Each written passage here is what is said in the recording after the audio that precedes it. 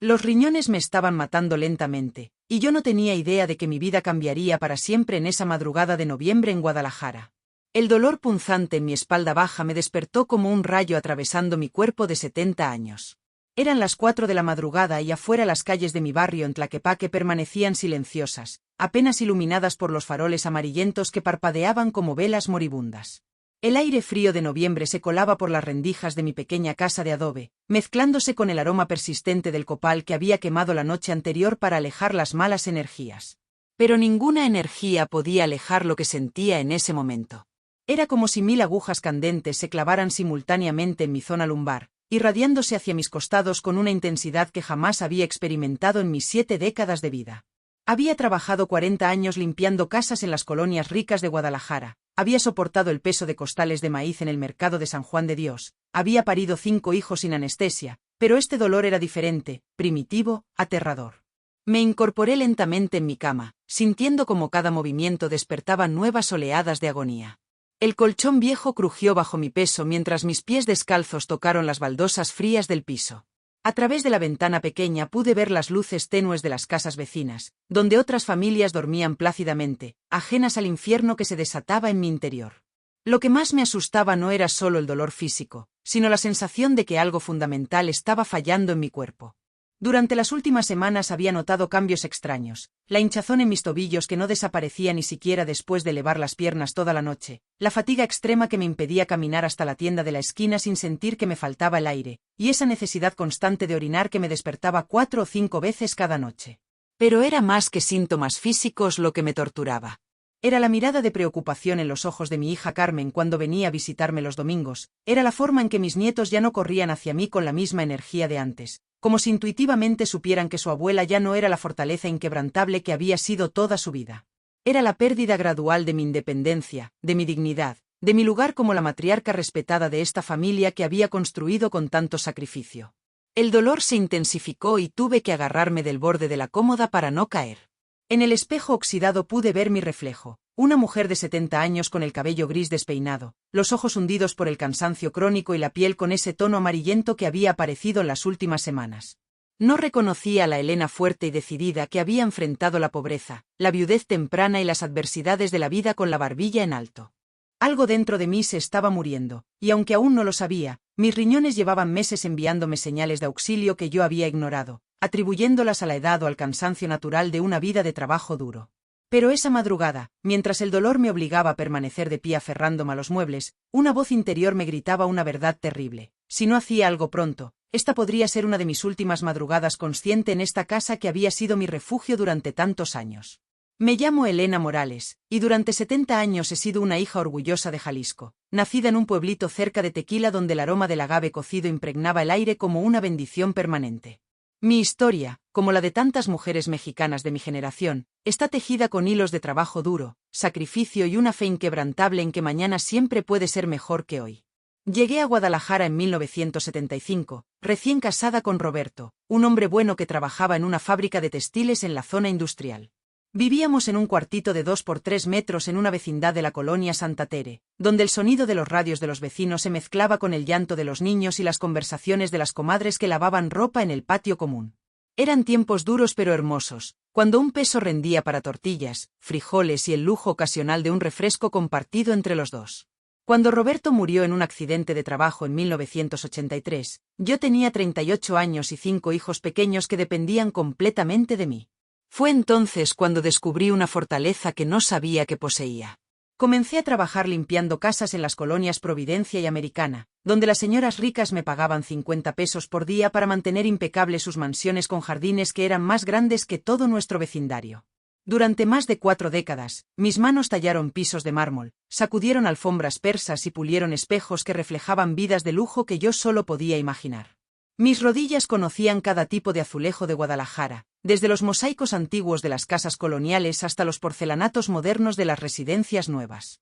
Mi espalda se curvó gradualmente bajo el peso de las aspiradoras industriales y los baldes llenos de agua con cloro que cargaba de habitación en habitación. Pero nunca me quejé.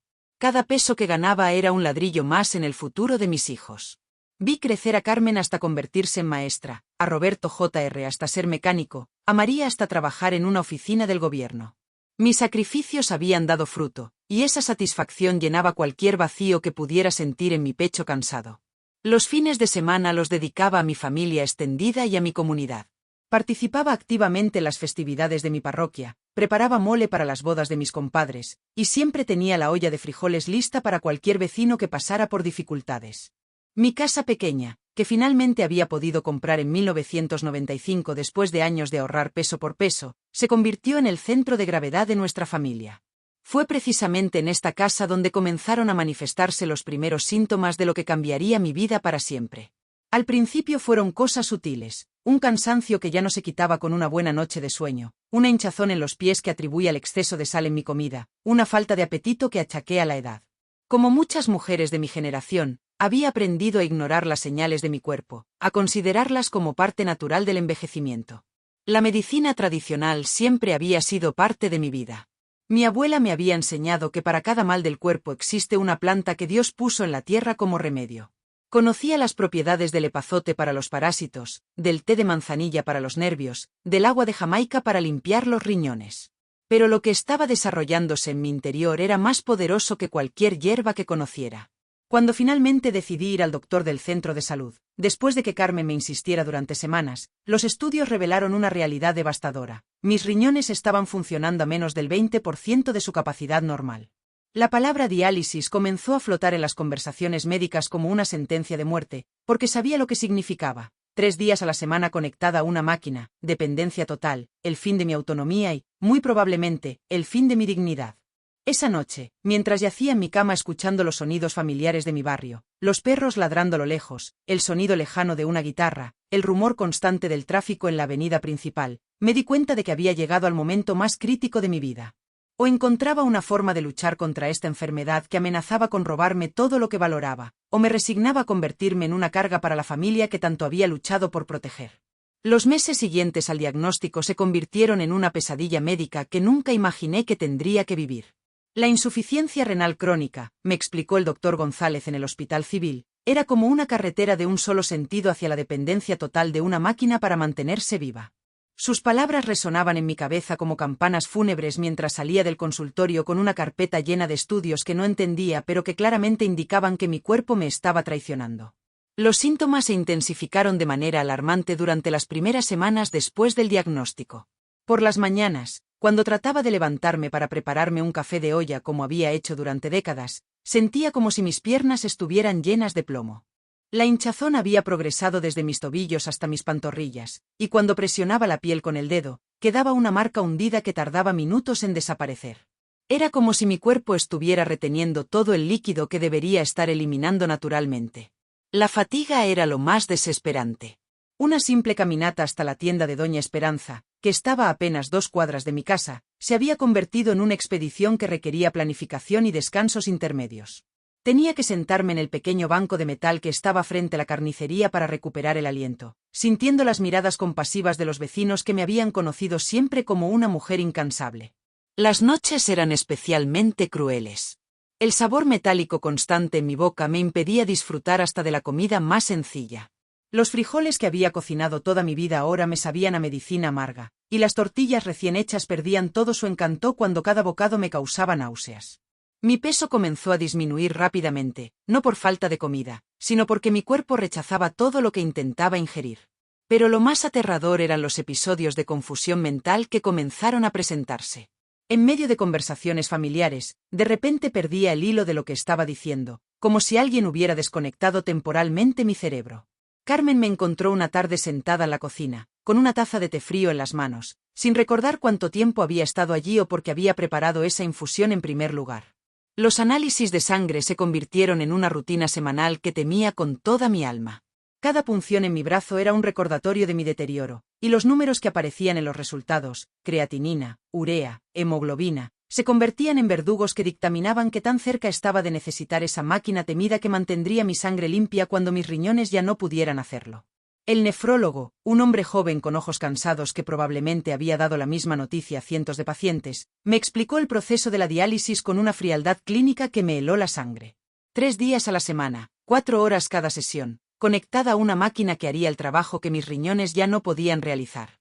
Me habló de fístulas arteriovenosas, de accesos vasculares, de complicaciones y de una expectativa de vida que se mediría en años contados con los dedos de una mano. La parte más dolorosa no era el aspecto médico, sino ver cómo mi enfermedad afectaba a toda mi familia. Carmen había comenzado a visitarme todos los días, con esa sonrisa forzada que las madres conocemos muy bien porque nosotras también la habíamos usado cuando nuestros hijos estaban asustados. Mis nietos, que antes corrían hacia mí gritando «Abuela Elena», ahora se acercaban con cautela, como si intuitivamente supieran que algo fundamental había cambiado en la mujer que los había llenado de mimos y dulces caseros durante años. Roberto Jr. había comenzado a manejar mis finanzas, una responsabilidad que yo había guardado celosamente durante toda mi vida adulta. Ver cómo revisaba mis recibos de servicios y contaba los billetes en mi cartera me hacía sentir como una niña que había perdido el derecho a tomar sus propias decisiones. La independencia que había defendido con uñas y dientes desde la muerte de mi esposo se desvanecía día a día como el humo del copal en el viento. Las noches de insomnio se multiplicaron. Me quedaba despierta escuchando mi respiración laboriosa, preguntándome si cada latido irregular de mi corazón era una señal de que mis riñones estaban enviando toxinas a todo mi sistema circulatorio. El miedo a no despertar se había convertido en una presencia constante en mi habitación, tan real como los santos en mi altar casero. Pero había algo más profundo que el miedo físico, era la pérdida de mi identidad. Durante 70 años había sido Elena la fuerte, Elena la que resolvía problemas, Elena la que siempre tenía una solución y una sonrisa para cualquier crisis familiar. Ahora me estaba convirtiendo en Elena la enferma, Elena la que necesita ayuda, Elena la que causa preocupación en lugar de brindar tranquilidad. Una tarde, mientras estaba sentada en mi silla de mimbre favorita viendo pasar las nubes grises del cielo tapatío, tomé la decisión más importante de mi vida, no me rendiría sin luchar. Había algo en mi interior, una chispa de la Elena original, que se negaba a aceptar que mi historia terminara conectada a una máquina en un hospital frío.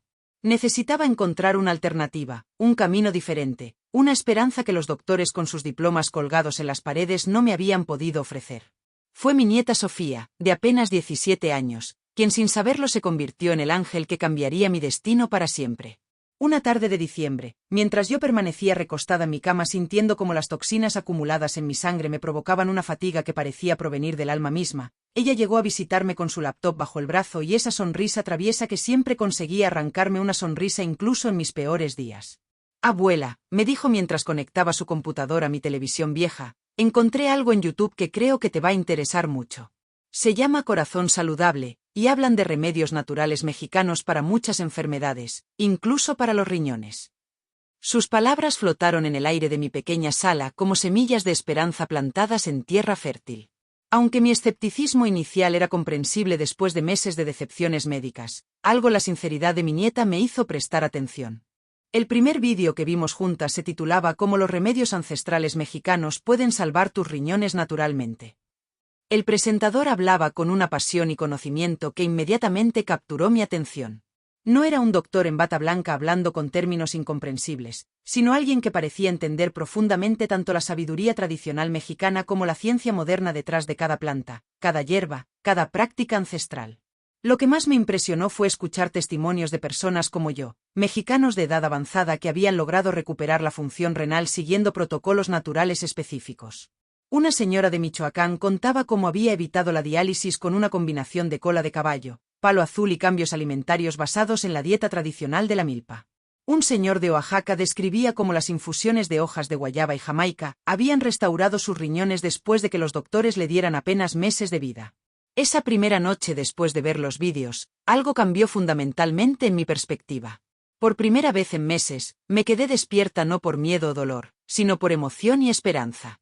Tomé un cuaderno viejo que tenía en mi cómoda y comencé a escribir todo lo que recordaba de los remedios que había mencionado el canal Corazón Saludable. Mi letra temblorosa llenó páginas enteras con nombres de plantas que mi abuela había mencionado décadas atrás, pero que yo había olvidado en mi adopción de la medicina moderna. Al día siguiente, con una energía que no había sentido en semanas, le pedí a Carmen que me llevara al mercado de San Juan de Dios. Quería encontrar las hierbas específicas que había aprendido en los vídeos de Corazón Saludable. Caminando entre los puestos coloridos, respirando el aroma familiar de chiles secos, especias y medicinas tradicionales, sentí como si estuviera regresando a mis raíces más profundas. Doña Remedios, una herbolaria de 75 años que conocía desde hacía décadas, me recibió con los brazos abiertos cuando le expliqué lo que estaba buscando. Ay, Elena, me dijo con una sonrisa cómplice, muchas personas vienen preguntando por esas mismas plantas desde que comenzaron a ver ese canal de YouTube. Es como si la gente estuviera despertando a lo que nuestras abuelas siempre supieron.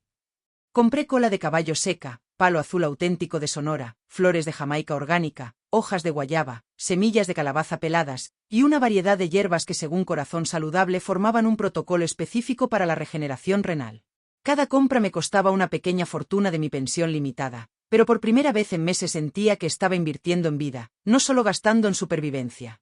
La primera infusión que preparé siguiendo exactamente las instrucciones del canal fue de palo azul. El agua se tornó de un hermoso color azul fluorescente, casi mágico, y mientras la bebía lentamente como se recomendaba en los vídeos, podía sentir como el líquido tibio bajaba por mi garganta llevando consigo una promesa de sanación. No era placebo ni autosugestión, había algo profundamente correcto en volver a estos remedios que mis ancestros habían usado durante siglos. Durante las siguientes semanas, establecí una rutina rigurosa basada completamente en las enseñanzas de Corazón Saludable. Cada mañana comenzaba con un vaso de agua tibia con limón criollo, seguido de una infusión de cola de caballo. Al mediodía tomaba té de Jamaica sin azúcar, y por las tardes preparaba agua de palo azul que bebía lentamente mientras veía más vídeos del canal, aprendiendo constantemente nuevas técnicas y remedios. Los cambios comenzaron sutilmente pero de manera constante. La primera mejora que noté fue en mi energía matutina. Después de 2 semanas siguiendo el protocolo natural, pude levantarme de la cama sin sentir ese peso abrumador en todo mi cuerpo. La hinchazón en mis piernas comenzó a disminuir gradualmente, y por primera vez en meses pude caminar hasta la tienda sin necesidad de descansar a mitad del camino. Pero lo más extraordinario fue el cambio en mi esperanza. Cada vídeo de Corazón Saludable se convirtió en una clase magistral de empoderamiento personal. Aprendí que mi cuerpo tenía una capacidad regenerativa que la medicina convencional había dado por perdida. Entendí que las plantas mexicanas que crecían en nuestras montañas y valles contenían compuestos bioactivos más poderosos que muchos medicamentos sintéticos, pero sin los efectos secundarios devastadores. El canal se convirtió en mi universidad personal, mi iglesia de sanación, mi conexión diaria con la sabiduría que había corrido por las venas de mi cultura durante milenios. Cada suscriptor nuevo, cada comentario de personas que compartían sus propias historias de recuperación, me confirmaba que no estaba sola en esta jornada hacia la salud. Miles de mexicanos estaban reclamando su derecho a sanarse naturalmente, y yo era parte de ese movimiento silencioso pero poderoso de transformación. 3 meses después de comenzar religiosamente el protocolo natural de Corazón Saludable, llegó el momento de los análisis de control que determinarían si tendría que comenzar la temida diálisis. Mientras esperaba en la sala del laboratorio, con el brazalete apretado alrededor de mi brazo y la aguja lista para extraer las muestras de sangre que dictaminarían mi futuro, murmuré una oración silenciosa a la Virgen de Guadalupe y mentalmente agradecí a cada planta mexicana que había estado consumiendo fielmente durante estos meses. La espera de los resultados fue la semana más larga de mi vida. Carmen venía diariamente a acompañarme, tratando de mantener conversaciones normales mientras ambas pensábamos obsesivamente en esos números que aparecerían en el papel. Yo continuaba con mi rutina de infusiones y remedios naturales, pero ahora con una intensidad casi religiosa, como si cada sorbo de té de Jamaica fuera una oración líquida dirigida directamente a mis riñones. Cuando finalmente sonó el teléfono y la voz del doctor González me pidió que fuera urgentemente a su consultorio para revisar los resultados, mi corazón comenzó a latir tan fuerte que podía escucharlo en mis oídos. Carmen insistió en acompañarme, y durante el trayecto en autobús hacia el Hospital Civil, permanecimos en silencio, cada una perdida en sus propios pensamientos y temores. El doctor González me recibió con una expresión de confusión profesional que jamás había visto en su rostro. Tenía mis estudios esparcidos sobre su escritorio, y los revisaba una y otra vez como si no pudiera creer lo que estaba viendo. Señora Elena, me dijo finalmente, quitándose los lentes y limpiándolos nerviosamente, necesito hacerle algunas preguntas sobre qué ha estado haciendo durante estos últimos meses. Cuando le expliqué detalladamente mi protocolo natural basado en las enseñanzas de Corazón Saludable, vi cómo su expresión pasaba del escepticismo inicial a una curiosidad genuina. Los números en mis análisis contaban una historia que desafiaba todo lo que él había aprendido en la escuela de medicina sobre la irreversibilidad del daño renal avanzado. Mi creatinina había bajado de 4.8 a 2.1, mi urea se había normalizado completamente, y todos los marcadores de función renal mostraban una mejora tan significativa que parecía casi imposible. En 30 años de carrera, me confesó el doctor González, nunca había visto una recuperación tan dramática en un paciente con su nivel inicial de daño renal. Médicamente, esto no debería ser posible, pero los números no mienten. Sus riñones están funcionando casi como los de una persona 20 años más joven. Sus palabras flotaron en el aire del consultorio como mariposas de esperanza que finalmente podía atrapar con mis manos temblorosas. La cancelación oficial de la diálisis fue un momento que quedaría grabado en mi memoria para siempre. El doctor González escribió en mi expediente que el procedimiento ya no era necesario debido a la recuperación inexplicable pero documentada de mi función renal. Carmen lloró abiertamente en el consultorio, y yo sentí como una carga invisible que había estado oprimiendo mi pecho durante meses finalmente se liberaba como globos al viento. Esa noche, mientras preparaba mi infusión vespertina de hojas de guayaba, reflexioné sobre el milagro que había ocurrido en mi cuerpo. No era realmente un milagro en el sentido sobrenatural, sino el resultado de reconectar con la sabiduría ancestral mexicana que había sido transmitida de generación en generación hasta llegar a los vídeos de Corazón Saludable. Mis riñones no solo habían sobrevivido, habían regenerado su capacidad funcional usando los mismos compuestos bioactivos que mis ancestros habían empleado durante siglos. Pero mi historia no era única, como descubrí al seguir más de cerca la comunidad de Corazón Saludable en YouTube. Los comentarios bajo cada vídeo estaban llenos de testimonios similares de mexicanos que habían logrado recuperaciones extraordinarias. Doña Mercedes de Puebla había evitado un trasplante renal siguiendo el mismo protocolo que yo. Don Aurelio de Chihuahua había recuperado completamente su función renal después de que 3 doctores diferentes le dijeron que era imposible. Carmen comenzó a documentar mi progreso con fotografías y vídeos, comparando mi apariencia física de hace 6 meses con mi estado actual. La hinchazón había desaparecido completamente, mi piel había recuperado su color natural, y la energía había regresado a mis ojos. Pero más importante que los cambios físicos era la transformación de mi espíritu. Había recuperado mi dignidad, mi autonomía, y mi rol como matriarca fuerte de la familia. La comunidad médica local comenzó a interesarse en mi caso. Varios doctores me pidieron entrevistas para entender exactamente qué había hecho para lograr una recuperación que contradecía todos sus libros de texto.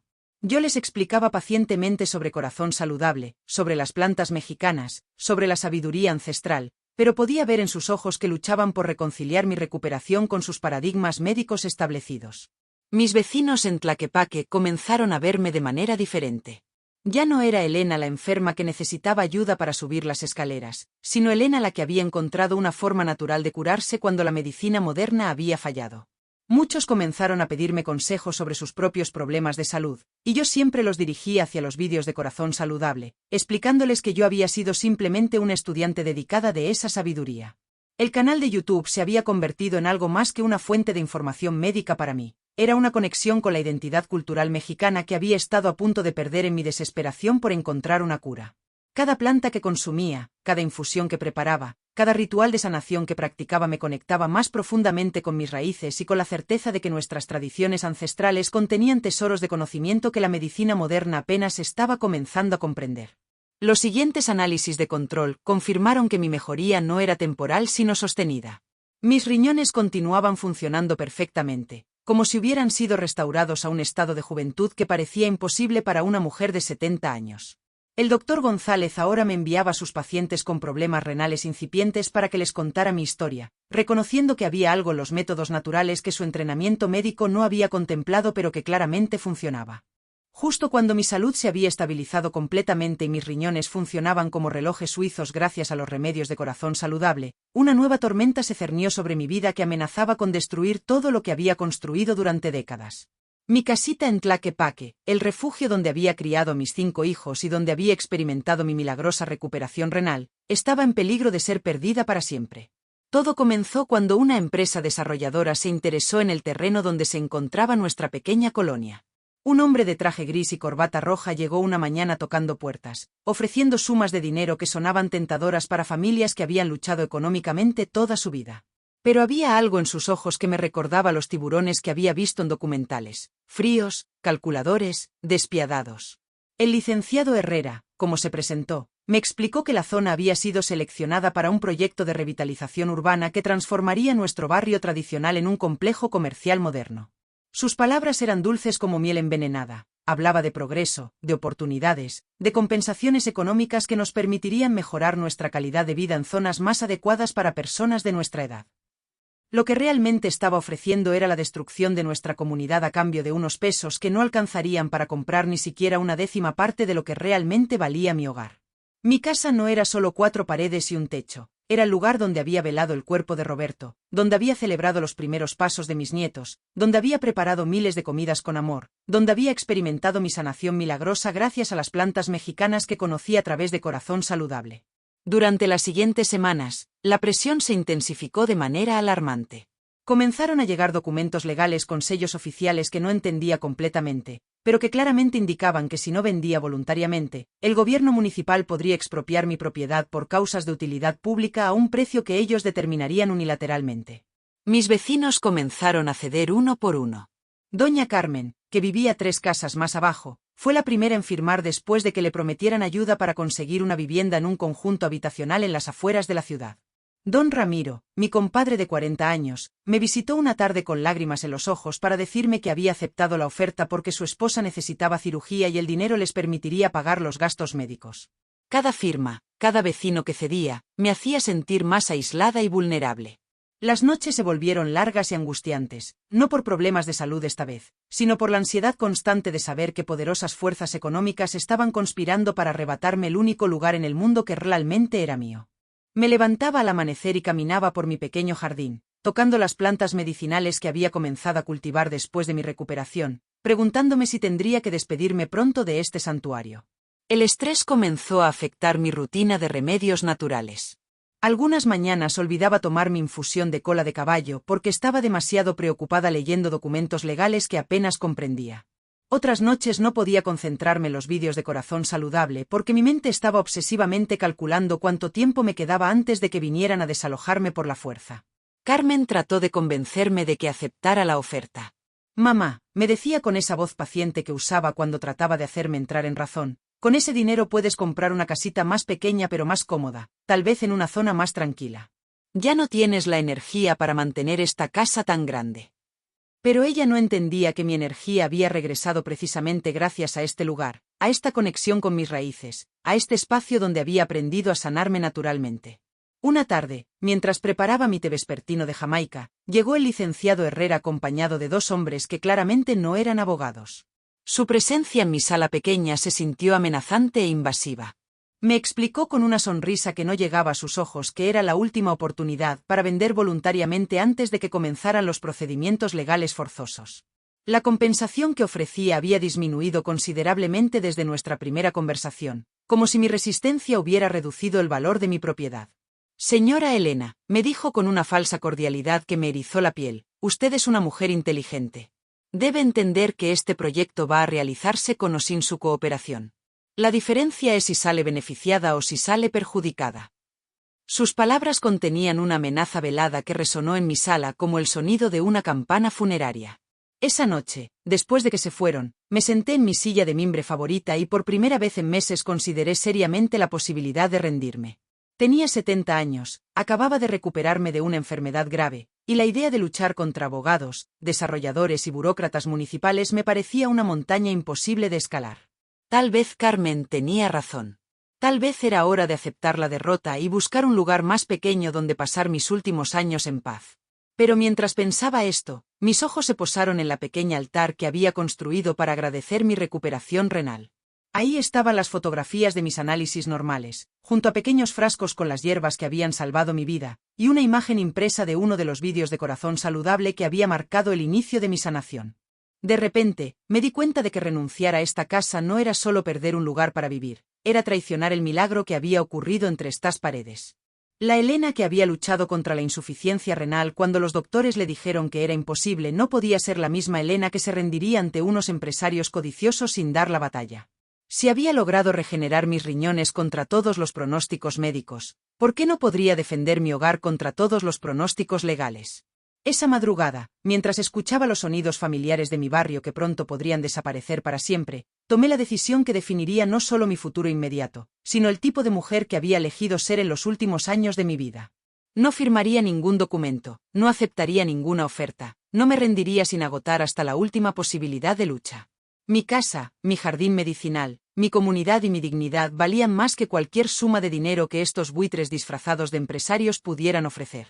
El amanecer de ese día marcó el inicio de la batalla más importante de mi vida, una guerra que pondría a prueba no solo mi determinación, sino también la fortaleza física y mental que había recuperado gracias a los remedios naturales de Corazón Saludable.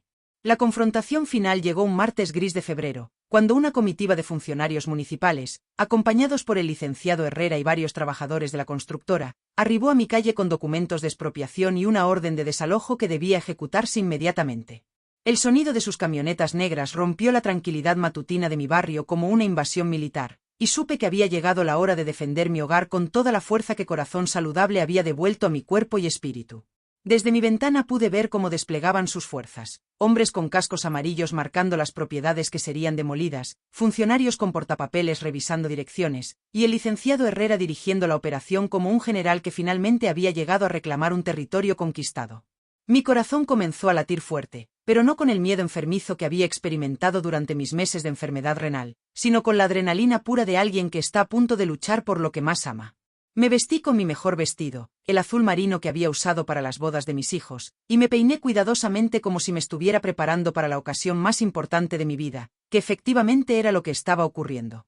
Antes de salir, tomé un sorbo de mi infusión matutina de palo azul y murmuré una oración de agradecimiento a todas las plantas mexicanas que habían restaurado mi salud y me habían dado la fuerza necesaria para enfrentar este momento.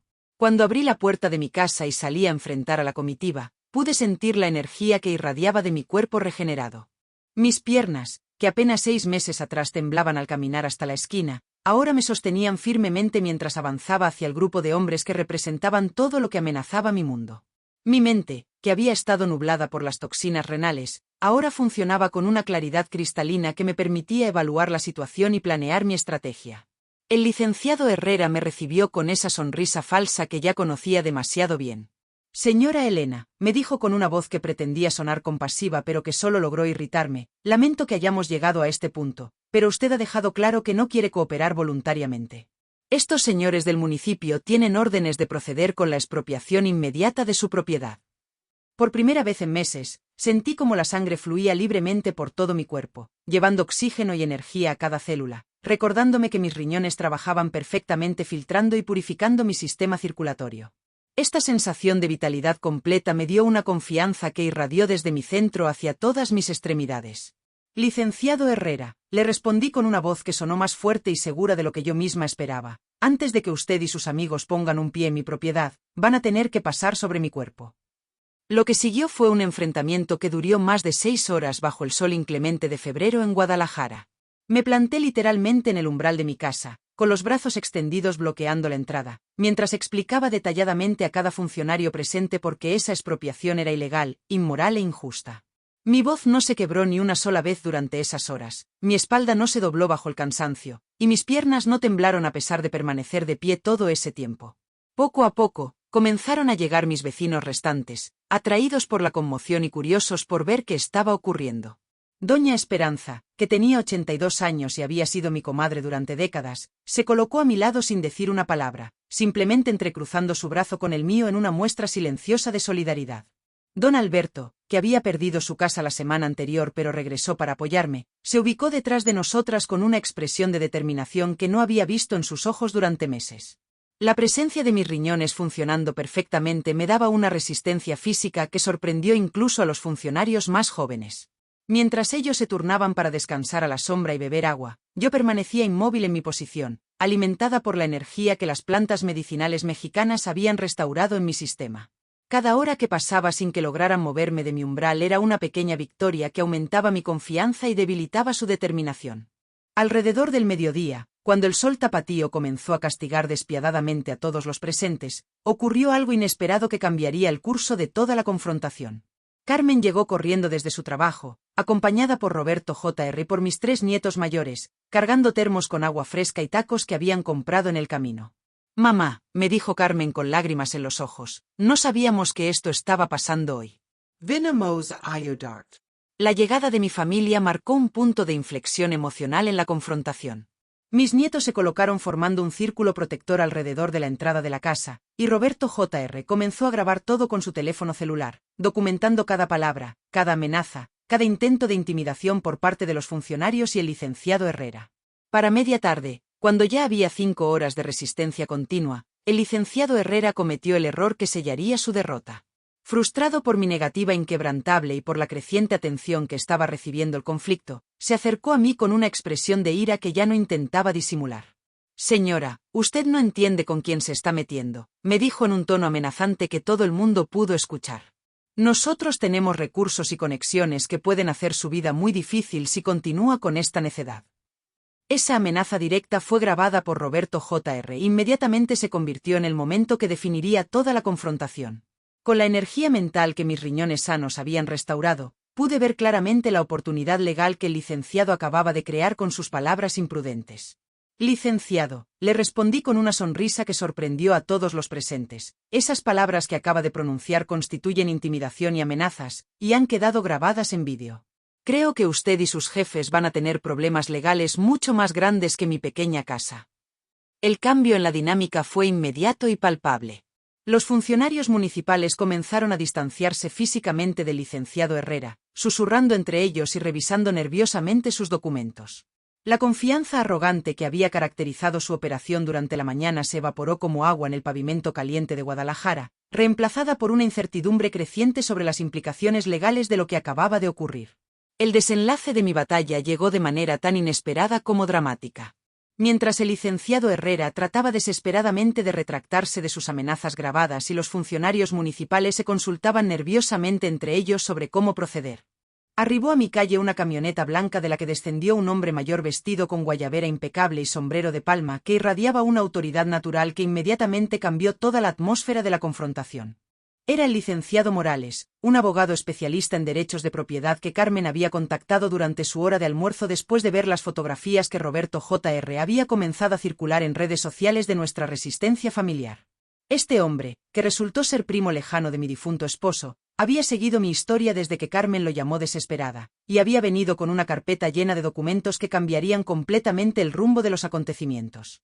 Señoras y señores, anunció licenciado Morales con una voz que resonó por toda la cuadra, antes de que procedan con cualquier acción legal adicional, necesitan revisar estos documentos que demuestran irregularidades graves en todo este proceso de expropiación. Su presencia transformó inmediatamente la dinámica del conflicto, convirtiendo lo que había sido una confrontación entre una anciana vulnerable y poderosos intereses económicos en un enfrentamiento legal entre iguales. Los documentos que presentó revelaron que la empresa desarrolladora había utilizado información falsa sobre el valor de nuestras propiedades, había omitido estudios de impacto social requeridos por ley, y había influenciado ilegalmente las decisiones municipales a través de contribuciones políticas no declaradas. Cada página que el licenciado Morales mostraba a los funcionarios municipales hacía palidecer más sus rostros, mientras se daban cuenta de que habían sido utilizados como peones en un esquema corrupto que ahora los exponía a consecuencias legales serias. Mi energía física sostenida durante más de 8 horas de confrontación continua había sido el elemento crucial que permitió que esta revelación ocurriera. Si mis riñones enfermos no me hubieran dado la resistencia necesaria para mantenerme firme hasta que llegara ayuda legal, si las toxinas acumuladas en mi sangre hubieran nublado mi capacidad de pensar claramente bajo presión, si la fatiga crónica me hubiera obligado a rendirme después de las primeras horas, nunca habríamos llegado al momento en que las irregularidades legales salieron a la luz.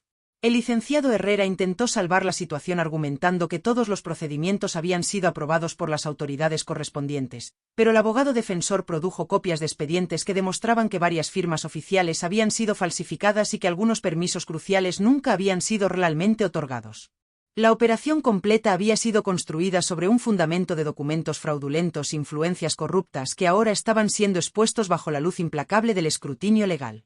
Para las 6 de la tarde, cuando el sol comenzó a declinar sobre los tejados de Tlaquepaque, los funcionarios municipales anunciaron oficialmente que suspendían indefinidamente todo el proceso de expropiación hasta que se completara una investigación exhaustiva de las irregularidades descubiertas. El licenciado Herrera y sus acompañantes se retiraron de mi calle con una prisa que contrastaba dramáticamente con la arrogancia confiada con que habían llegado esa mañana. Esa noche, mientras mis vecinos celebraban en mi pequeño jardín con música de mariachi que trajeron de la cantina local, yo me senté en mi silla de mimbre favorita y reflexioné sobre la jornada extraordinaria que acababa de vivir.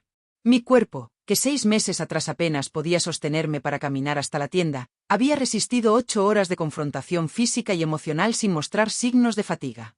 Mi mente, que había estado nublada por las toxinas renales, había funcionado con una claridad y determinación que me permitieron enfrentar amenazas legales complejas sin intimidarme. Pero más importante que la resistencia física era la transformación espiritual que había experimentado durante esa batalla. La Elena que se había levantado esa mañana era una mujer que había recuperado su salud gracias a Corazón Saludable, Pero la Elena que se acostó esa noche era una guerrera que había defendido exitosamente no solo su hogar, sino su dignidad, su autonomía y su derecho a envejecer en el lugar que había elegido como suyo. En las semanas siguientes, la investigación oficial reveló un patrón de corrupción que se extendía mucho más allá de mi pequeña colonia. La empresa desarrolladora había estado operando esquemas similares en varios barrios tradicionales de Guadalajara, aprovechándose de adultos mayores que no tenían recursos para defenderse legalmente. Mi resistencia había abierto una caja de Pandora que resultó en arrestos, cancelación de múltiples proyectos fraudulentos y nuevas regulaciones municipales para proteger a propietarios vulnerables. Mi historia se convirtió en un símbolo de resistencia en toda la zona metropolitana de Guadalajara. Periodistas vinieron a entrevistarme, activistas de derechos de adultos mayores me invitaron a contar mi experiencia en foros públicos, y otros propietarios amenazados comenzaron a buscar mi consejo sobre cómo defenderse de desarrolladores abusivos.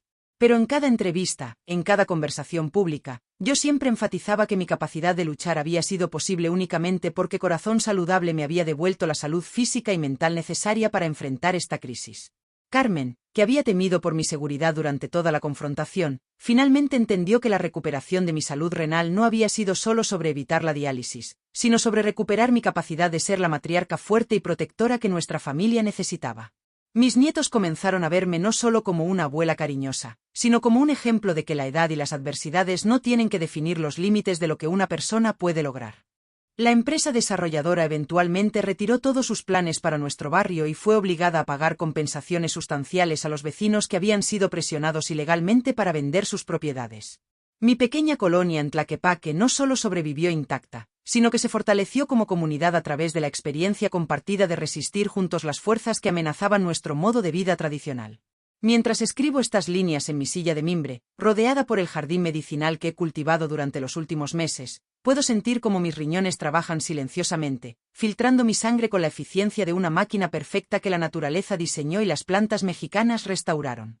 Han pasado 8 meses desde que los doctores me dijeron que necesitaría diálisis de por vida, y aquí estoy, con análisis de laboratorio que muestran una función renal mejor que la de muchas personas 20 años más jóvenes. Esta historia que he compartido no es solo el relato de una mujer de 70 años que logró salvar su casa y recuperar su salud, es el testimonio de lo que puede ocurrir cuando redescubrimos la sabiduría ancestral mexicana que ha corrido por las venas de nuestra cultura durante milenios. Cada planta que consumí siguiendo las enseñanzas de Corazón Saludable, cada infusión que preparé con la paciencia de mis abuelas, cada rutina natural que adopté basada en conocimientos tradicionales, fue un paso de regreso hacia una forma de sanación que nuestros antepasados dominaban mucho antes de que existieran las máquinas de diálisis.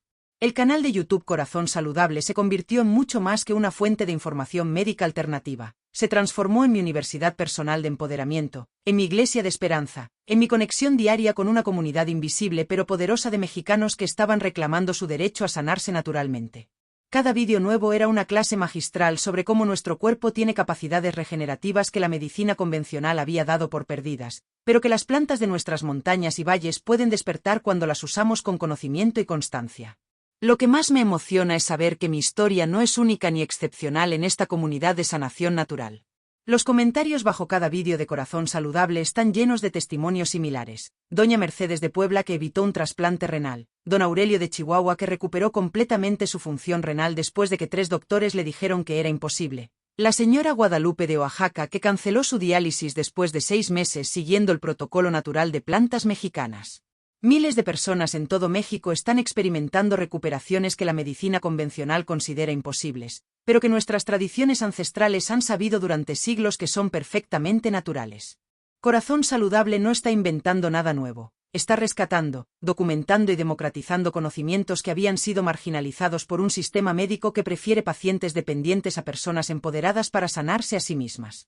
Mi jardín medicinal ahora incluye cola de caballo que crece vigorosamente junto a mi ventana, plantas de Jamaica que florecen con un color rojo intenso, hierbas de pazote que despiden su aroma característico cada mañana cuando las riego, y pequeños arbustos de palo azul que he logrado cultivar a partir de semillas que me trajo mi compadre de Sonora.